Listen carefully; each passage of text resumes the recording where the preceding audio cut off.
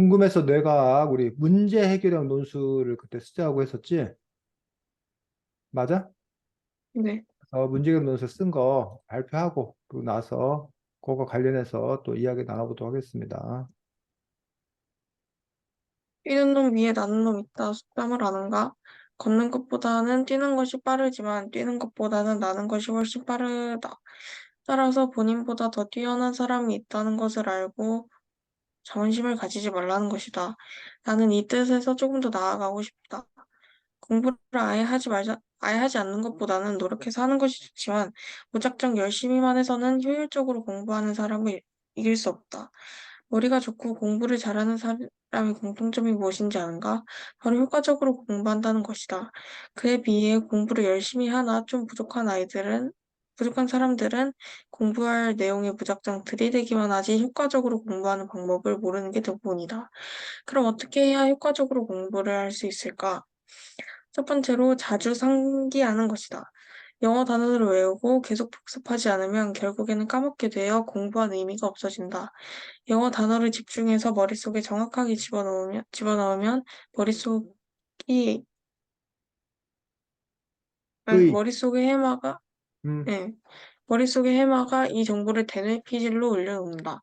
그리고 이 대뇌 피질의 신경세포들은 정보를 오랫동안 기억하기 위한 신경회로를 만든다. 그러나 처음 만들고 더 사용하지 않으면 신경회로는 점점 약해져 힘을 잃는다. 반대로 신경회로가 만들어지고 계속 사용하면, 즉 복습을 하면 신경회로는 점점 튼튼해져 공부한 영어 단어를 잊어버리지 않는다. 이렇게 신경회로가 튼튼해지면 그것은 장기 기억이 되는데 장기 기억으로 만들기 위해선 적어도 2주 동안은 계속 신경회로를 잡게 한다. 두 번째로 양쪽의 뇌를 모두 쓴다. 대부분 좌뇌형 인간, 우뇌형 인간이라는 말에는 익숙할 것이다. 좌뇌형은 작은 것까지 관찰하고 비교하고 분석하는 것을 즐기며 비판적으로 생각한다. 주장이 확실하며 이를 말로 논리적으로 설명하는 것을 편하게 느낀다. 반면에 우뇌형은 자신의 직감을 믿고 하나를 자세히 관찰하기보다는 전체를 파악하고 싶어 하는 경향이 있다. 또한 말보다는 그림, 사진 등 예술적 방법으로 나타내는 것을 편하게 느낀다. 이를 보면 본인이 좌뇌형 인간인지 우뇌형 인간인지 구분이 가능할 것이다. 그렇지만 본인이 좌뇌형 인간이라고 무조건 분석하고 비교하면서 공부하는 것이 좋은 것도 아니고, 우뇌형 인간이라고 전체 흐름을 파악하며 그림으로만 공부해야 한다는 것은 아니다. 가장 좋은 것은 두 쪽의 뇌를 모두 쓰는 것이다. 우리의 좌뇌와 우뇌는 뇌량이라는 것으로 연결되어 있다. 즉, 양 신경이 협력할 수 있으므로 공부를 할 때 정해진 계획에 맞춰서 하나 친구들과 함께 창의적인 아이디어를 공유할 수 있다.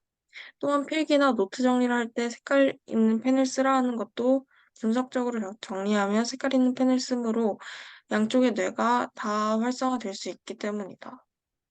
세 번째로 공포의 분위기 속에서 공부한다. 그 이제 세 번째로 이야기를 써가려고 하고 있지. 자, 그래서 어쨌든 뭐 예주가 뭐잘 썼습니다. 그래서 보면 지금 뇌를 활용해서 효과적으로 공부하는 방법, 우리가 이제 요 뇌를 활용해서라는 어떤 그 부분이 이제 초점이 있는 거지. 그러니까 효과적으로 공부하는 방법이라는 부분도 있는데 뇌를 활용해서라는 부분이 있는 거야. 근데 지금 예주가 이 서론을 쓰고 있는 부분에서는 보면은 요 서론만 보면은 요 뇌를 활용해서 얘기는 빠져도 돼. 그냥 효과적으로 공부하는 음, 방법이에요. 그치? 네. 그래서 선생님이 생각하기에는 근데 지금 우리가 이번에 궁금해서 뇌과학이라는 책을 바탕으로 해서 우리가 지금 이런 문제를 도출한 거잖아. 그렇다면 네. 이 소론 부분에 있어서 요 뇌를 활용해서라는 그런 부분들이 더 여기에 그 뭐야 녹아 내려간다는 거지. 왜 우리가 이런 문제에 관심을 갖는가? 그 예주의 이번 문제의 논술의 가장 커다란 특징은 그냥 효과적으로 공부하는 방법에 관해서 얘기하는 게 아니라 내가 뇌를 활용해서 그 효과적으로 공부하는 방법에 대해서 내가 얘기해 주겠다, 알려주겠다. 이거에 초점이 있는 거지. 그렇기 때문에 요 요소가 이 글 안에 서론 안에 녹아들어야 된다는 거예요. 그래서 어쨌든 뭐 뛰는 놈이 나는 놈 있다라는 그 부분에 있어서 이제 자만심을 가지지 말라는 것이다라고 해서 이렇게 속담이나 이런 걸 가지고 흥미롭게 시작하고 있는 것도 좋은 점입니다. 근데 좋은 점인데 요 부분들과 이제 그 다음, 그래서 이제 나는 이 뜻에서 조금 더 나아가고 싶다. 공부를 아예 하지 않는 것보다 노력해서 하는 거 좋지만 무작정 열심히 해서 효율적으로 공부하는 사람을 이길 수 없다. 그럼 결국은 이게 효율적으로 공부하는 사람이 어, 나는 사람이라는 거지, 지금. 네, 이 이야기로 보면. 머리가 좋고 공부를 잘하는 사람의 공통점이 무엇이냐 아는가? 바로 효과적으로 공부하는 것이다. 뭐 이런 식으로 이제 어, 이야기를 이렇게 써 내려가고 있는 것도 볼 수가 있는데 어쨌든 이렇게 뭔가 속담을 갖고 시작한 건 좋은데 요 얘기와 그 다음 이야기가 어떻게 연결되는 건가라는 부분들에서 그 연결관계를 어떻게 찾을 건가라는 부분도 생각을 해봐야 되고 어쨌든 요 뇌를 활용해서라는 부분이 더 뭐야 돼 들어가야 된다는 거지. 그러면 이제 이 뛰는 놈이 나는 놈이 되기 위해서는 요걸 갖고 네가 이제 그걸 쓴다라면 그냥 열심히 우리는 공부하라고 그런다.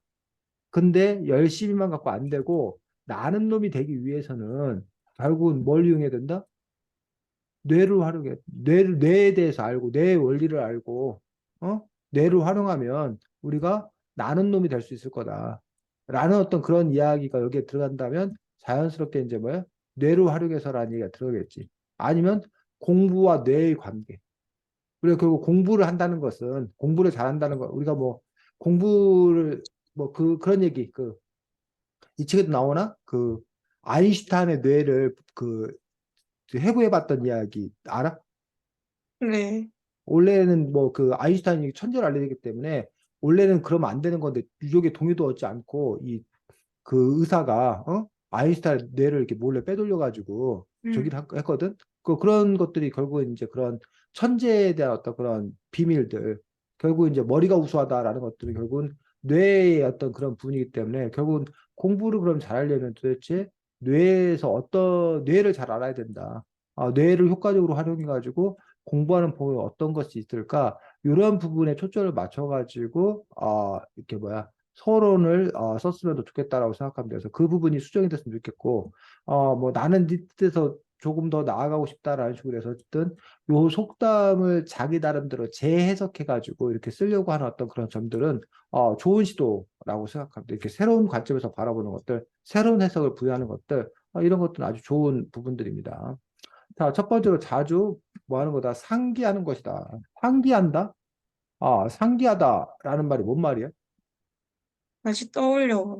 다시 생각해야 되는 거다라고 해서 그렇지 상기하는 것이다라고 해서 이렇게 평소에 예주가 상기하다는 말을 써?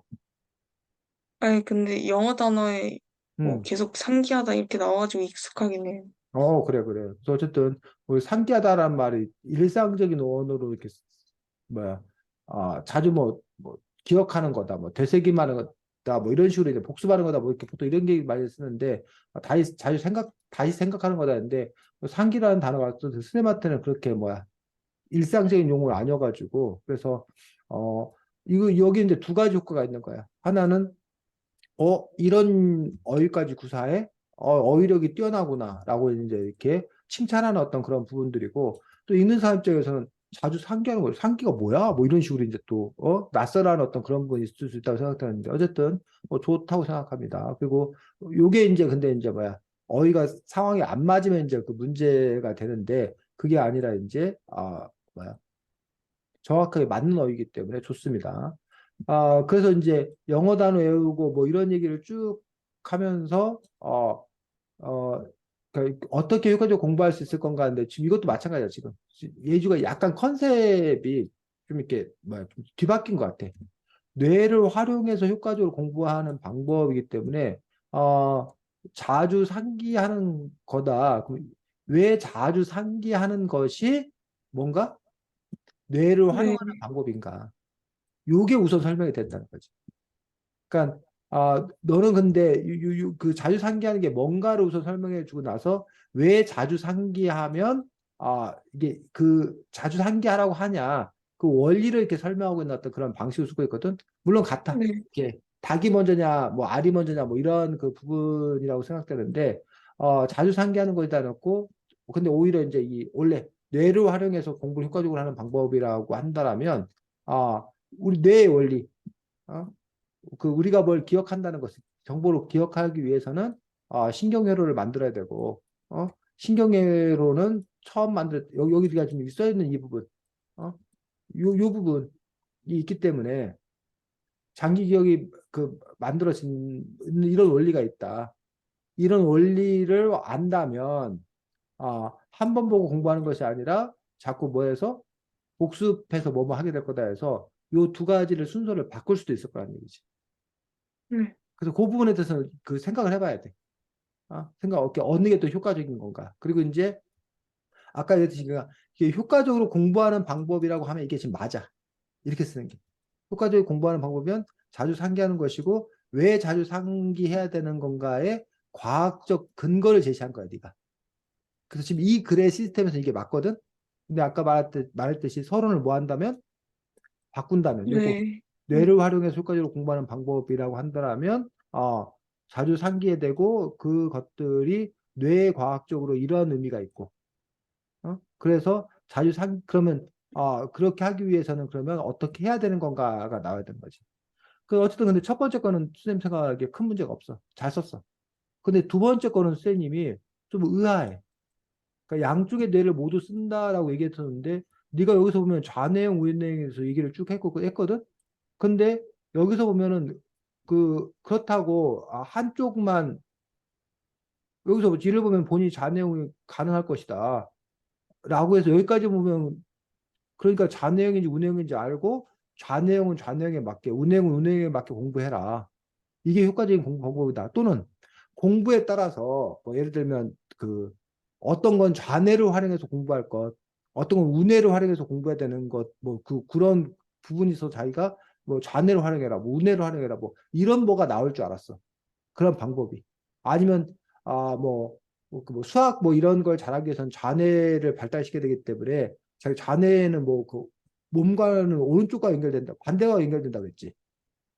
그러니까 오른손을 많이 네. 쓰면 뭐 좌뇌가 발달하고 그렇게 되는 거지 그게. 이게 반대되는 네. 거 맞지? 뭐 그런 식으로 한다라면 뭐 이렇게 그런 또 무슨 방법이 있다라면 그러니까 뭐라 해야 되나 좌뇌를 자극하기 위해서 활성화시키기 위해서 뭐 오른손을 많이 지금 있는지 몰라 선생님이 예를 들면 그렇다는 거야. 오른손을 많이 뭐 움직이면서 오른쪽에 자극을 주면서 공부를 해야 좌뇌가 활성화되어서 공부를 더 잘할 거라던가 아니면 이제 뭐 우뇌어 뭐 그림이나 뭐 이런 거 제기할 때는 먼저 우뇌를 발달시켜야 되기 때문에 우뇌를 활성화시키기 위해서 뭐 그림 공부하기 전에 뭐 우뇌를 활성화시킬 수 있는 뭐 어떤 활동을 한 다음에 운해를 사용할 수 있는 뭐를 하면 더 낫다든지 만약에 그런 방법이 있다라면 그런 거를 제시해 주는 게 뇌를 효과적으로 활용해서 공부하는 거라는 얘기예요. 근데 지금 보면 예주는 그게 아니라 여기 가장 좋은 것은 두 쪽의 뇌를 모두 쓰는 것이다. 우리의 자뇌와 우뇌가 뇌량이라는 걸로 연결되어 있어서 즉 양신경이 협력할 수 있으므로 라고 이렇게 쓰여지고 있거든. 음. 어. 근데 그러면 이게 좌뇌와 우뇌와 뇌량이라는 것이 연결되어 있고 협력할 수 있다라고만 했지 이게 왜 한쪽 뇌를 쓰는 것보다 더 뛰어난가? 더 나은 효과를 내는가? 라는 부분에 대한 설명이 지금 빠져 있는 거야. 그게 증명이 돼야 되지, 우선. 그래서 너가 결국은 지금 이 얘기를 하고 있는 거잖아. 그럼 이 네. 얘기가 가장 중요하게 되는 거고, 오히려 그러면 요 얘기는 뭐라는 거야? 요 왜요? 얘기 지금 되게 자세하게 써놨는데, 요 얘기는 오히려 축소하거나 빠져야 된다는 거야, 네가. 양쪽 뇌를 다 써야 된다. 그러면 오히려 네가 그러면 이거를 오히려 네가 뭐 하거나 비판하거나 뭐 좌뇌 우뇌 해가지고 뭐 이렇게 한쪽 뇌만 쓰는 거가 지금 현재 공부 패턴이다. 근데 그거는 잘못된 거다. 오히려 한쪽 뇌만 쓰는 것보다 뭐 이렇게 두 개의 뇌가 이렇게 같이 되어서 뭐 이게 하는 게 뭐 선생님 몰라서 몰라 이렇게 그건 찾아봐야지. 그래서 그런 부분들에 대해서 네가 이게 더 나으니까 이런 그 앞에서 봤던 좌뇌 우뇌로 활용하는 방식이 아닌 이런 방식으로 돼야 된다. 그렇게 하기 위해선 이건 또 잘한 거지. 그러면 양쪽의 뇌를 다 쓴다는 건 뭐냐라는 부분들에 대해서 이렇게 쓰는 건 이게 그 구체적인 내용들을 쓰는 것도 좋은 부분인 거지. 요거는. 그런 점에서 좀 더 이제 이 두 번째 부분 같은 경우에 포인트를 좀 더 분명히 해라. 양쪽의 뇌를 모두 쓴다라는 것들을 얘기해 놓고서는 결국은 그 양쪽의 뇌 얘기가 먼저 나오는 것이 아니라 다른 이야기가 더 먼저 나오는 것 때문에 오히려 혼란을 줄 수 있다라는 점에서 그 글들을 어떻게 배치될 건가라는 부분에 대한 개선이 필요하다고 생각이 듭니다. 그다음에 이제 뭐 셋째 이거야 이제 네가 시간 관계에서 이제 쓴 거고 그 공포의 분위기 속 공부하는 것이다 같은 경우도 네가 이제 이걸 이어서 쓴다라면 먼저 저기부터 써야 되지. 뇌 이야기부터. 네. 뇌가 뭐 실제로 뭐 공포감을 가질 때 더 잘 기억하고 그 우리 같이 그때 읽었던 고분에 관한 이야기가 쭉 설명이 나오고 그러면 그런 뇌의 원리를 이용해서 그러면 공부할 때 그럼 어떤 식으로 공부를 해야 되는 건가라는 부분에 대해서 그 방안을 설명하는 방식으로 그 순서가 바뀌는 것들이 필요하다고 생각합니다. 자, 그래서 지금 보기에 예주가 요거 첫 번째 서론 부분들 손보고 첫 번째 두 번째 요거 여기 선보고 네. 그 다음에 시간 되면 이거 세 번째 이거 더 쓰고 네. 그리고 뭐 이렇게 최종 결론 쓰고 그 나서 시간 되면 요거 첫 번째 다시 앞뒤 바꿔줄 수 있고 뭐 시간 되면 놔두고 뭐 쌤 보기에는 그렇게 고쳤으면 좋겠는데 뭐 그건 예주가 알아서 결정을 해. 예주가 지금 이제 어쨌든 이게 뭐야 비포 초고고 우리가 늘 이제 초고 쓴 다음에 이제 자기가 이제 퇴고해서 그걸 고쳐 쓰기를 통해서 이제 더 또 글을 또 낮게 써야 되는 그런 부분도 있기 때문에 글을 지금 이제 한번 작성을 해서 선생님의 조언을 바탕으로 어쨌든 예주가 또 한번 글을 작성해 보면 됩니다. 선생님 뭐 특별히 고친 거 없어서 요거 그냥 네가 쓴 그 글을 갖고 고치면 되지? 네. 이거 다시 안 보내줘도 되지? 네. 음, 시간 몇 분 줘? 저희가 45분에 끝나요? 50분? 네 마음대로 해. 아, 아, 그냥 한 30분? 30분까지? 그래? 네, 일단 해볼게요. 30분까지 할 수 있는 만큼 하고, 그다음 다시 그럼 예주 고친 걸 보도록 하겠습니다. 네, 30분 후에, 23분 후에 만나겠습니다. 네. 음.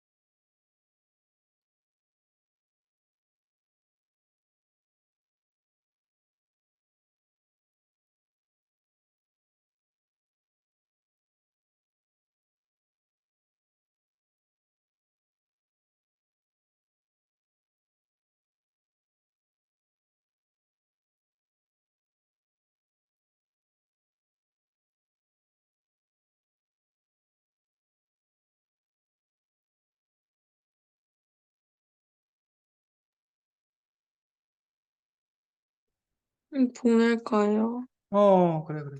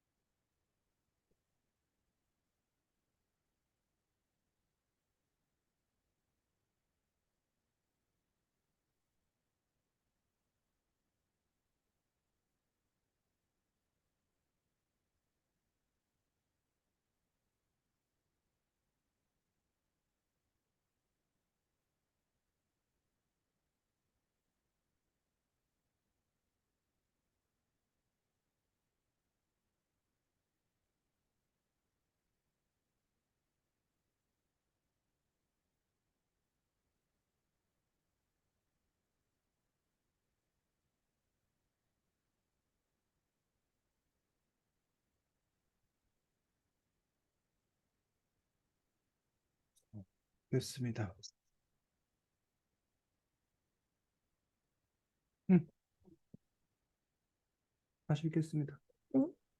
근데 저기 앞에 서론이, 음, 저기 밑에 보면, 음, 그, 공부할 때 뇌 사용량이 높아져서, 그, 음, 그래서 뇌를 이렇게 해야 된다를 좀 설득력 있게 쓰고 싶었는데, 그 자료를 못 찾았어요. 음. 그래서 두 번째 거부터, 여기부터 아니요, 그, 두 번째 부분. 여기 두 번째 본론 네, 이거 어, 네. 두 번째로 양쪽의 뇌를 모두 쓴다.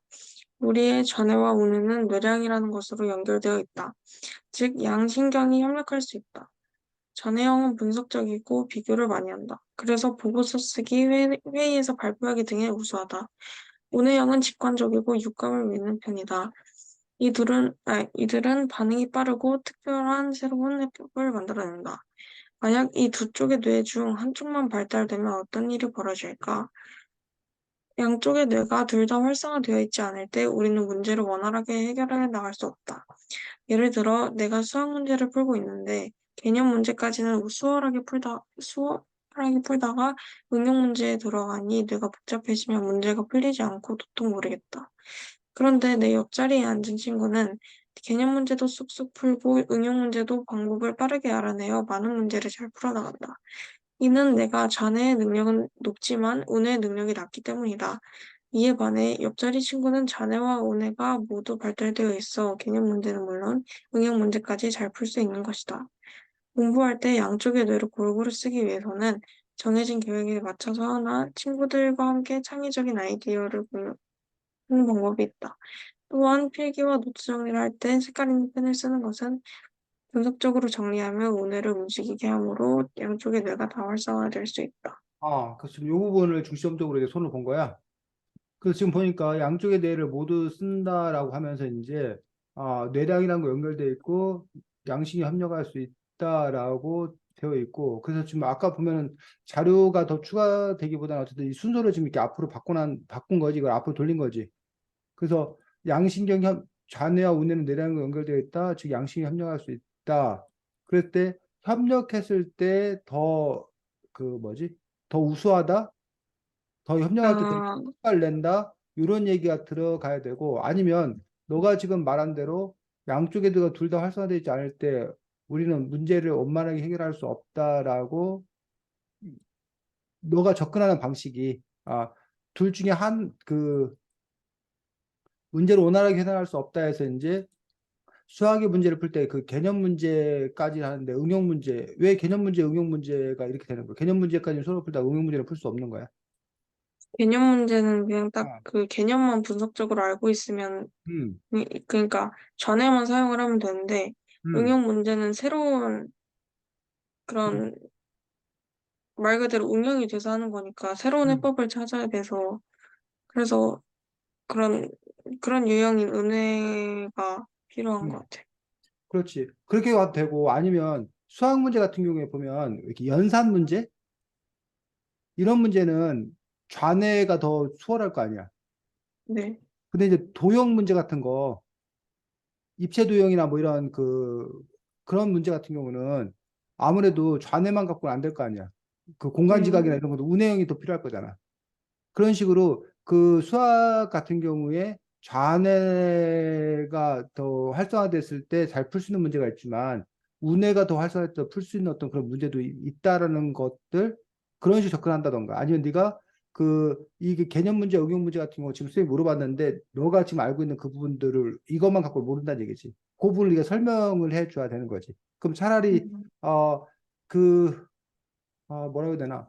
지금 헷갈려. 이게 협력할 수 있어서 그 협력을 할 때 더 잘 된다. 어? 그러니 좌뇌 우뇌 그 협력 관계를 더 활성화시킨다. 그 뇌량이라는 거. 좌뇌 우뇌를 동시에 해서 그 좌뇌 우뇌가 막 왔다 갔다 하는 거, 상호작용을 해갖고 뭘 해야 되는 거, 이걸 얘기하고 싶은 건가? 아니면 좌뇌와 우뇌를 둘 다 발달시켜야 되는 건가?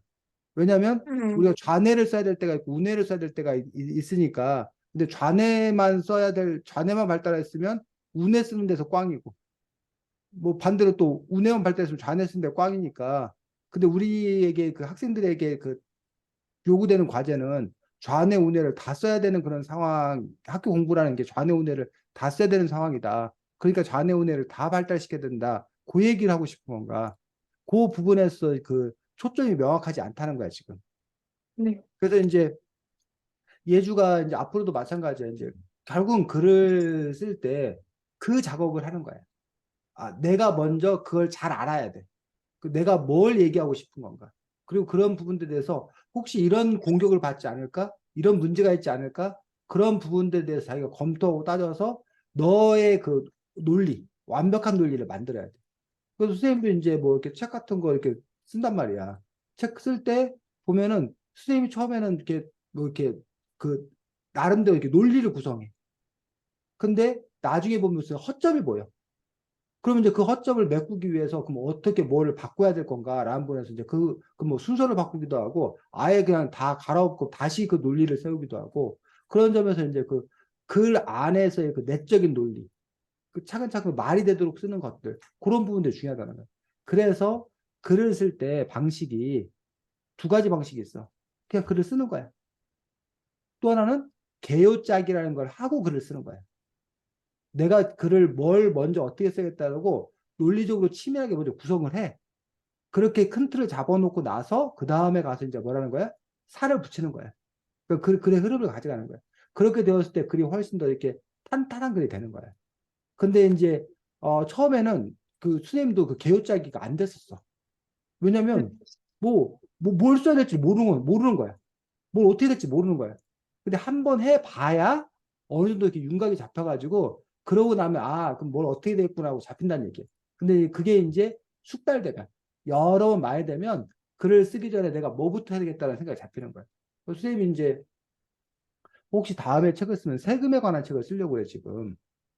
사람들이 네. 세금 내는 걸 너무 싫어하고, 뭐 맨날 네. 뭐 절세해야 된다, 뭐 아니면 뭐 어쨌든 막 그런 세금 줄여달라고 이런 얘기밖에 안 한다는 얘기야. 근데 선생님이 이제 기본소득 캠페인을 얘기를 하면서 결국은 세금을, 기본소득 재원을 마련하려면 사람들이 세금을 내야 되잖아. 세금을 내서 그 기본소득 재원을 써야 되는데 세금 내는 걸 이렇게 너무 싫어하면 기본소득 나발이고 안 될 것 같아. 그래서 이제 세금을 내는 것들에 대해서 왜 사람들은 부정적으로 생각할까? 어? 그 원인은 도대체 뭔가? 그 세금이라는 것들 도대체 어떻게 잘 쓸 수 있나? 좋은 세금도 과연 존재하는가? 뭐 이런 거를 선생님이 지금 이제 책을 쓰려고 한단 말이야. 근데 그러려면 이제 선생님이 먼저 공부를 해. 그 세금 관련된 그런 뭐 세금의 역사라던가 뭐 이런 뭐 세금의 종류라던가 뭐 이런 거에 대해서 선생님이 요즘 그런 책들을 읽었다는 얘기예요. 근데 지금 선생님이 아직 저기를 못 짜, 개요를. 왜냐하면 뭐야 아직 그 아는 게 충분하지 않으니까. 그러니까 막연하게 주제만 있는 거예요. 주제만. 아까 말한 대로 세금을 내고 싶어요. 세금 내는 게 더 우리를 좋게 만들 거예요. 요게 지금 선생님이 하고 싶은 얘기야. 그럼 요 얘기를 어떻게 설득력 있게 할 건가라는 부분들에서 논리의 틀을 짜는 거야. 논리의 틀. 또 뭐 무슨 얘기를 먼저 배치하고 뭐 이런 것들. 근데 이제 그렇게 하는 것도 사실은 지금 선생님이 그 틀을 못 짜 아직은. 아까 말했듯이 공부가 부족해서 자료가 부족해서. 그래서 이제 요것들이 이제 그 뭐가 먼저냐가 사실은 없어. 먼저 틀부터 다 짜놓고 쓸 수는 좋은데 근데 경우 아까 말했듯이 네가 여행 계획을 세운다고 생각해봐. 근데 여행을 안 가봤으면 계획을 못 세워. 막상 가서 보면은 겪으면은 아 그때 이렇게 세웠는 게 더 좋았을 걸 이런단 말이야. 근데 뭐 거기 가면 시간이 얼마 걸릴지 그래서 거기 상황이 어떤지 문이 열었는지 안 열었는지 이런 거 모르잖아. 그러니까 계획을 못 세운다는 얘기야. 그럼 계획을 세우려면 어느 정도 그런 조사가 필요하단 말이야. 그런 조사가 되어서 어느 정도 알아야 계획을 세울 수 있고. 근데 이제 나중에 예주가 여기도 여행 가고 저기도 여행 가고 다른 데 여행 가면 경험이 많이 쌓이게 되면 이제 어느 정도 저게 나와. 그 기본이 나와서 새로운 곳이라 할지라도 아 대체로 큰 틀을 이렇게 짜면 되겠다는 것이 나오는데 그것들이 글쓰기도 똑같다는 거지. 어쨌든 그런 점에서 이제 자꾸 숙달되고 연습되는 어떤 그런 부분들이 필요하다라고 생각합니다.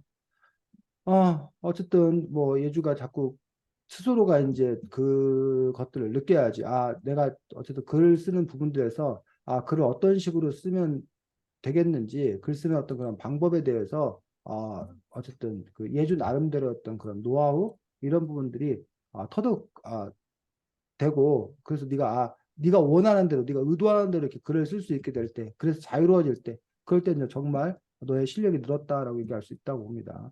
다음 주에는 책이 유튜브의 신이라는 책입니다. 예주 유튜버야? 네, 아니요. 아니야? 유튜브는 즐겨 봐? 네, 거기 유튜버 실제로 그 무슨 엄청난 유튜버라던데 그 유튜브의 신 그 책을 쓴 사람이 엄청난 유튜버라고 그러는데 선생님 한 번도 본 적이 없는데 그 사람의 어떤 그 유튜브에 관한 여러 가지 자기 이야기를 쓴 책입니다. 그래서 그 책 갖고 다음 주에는 보도록 하겠습니다. 자, 오늘도 수고 많았습니다. 네, 안녕. 그래. 안녕히 음. 계세요.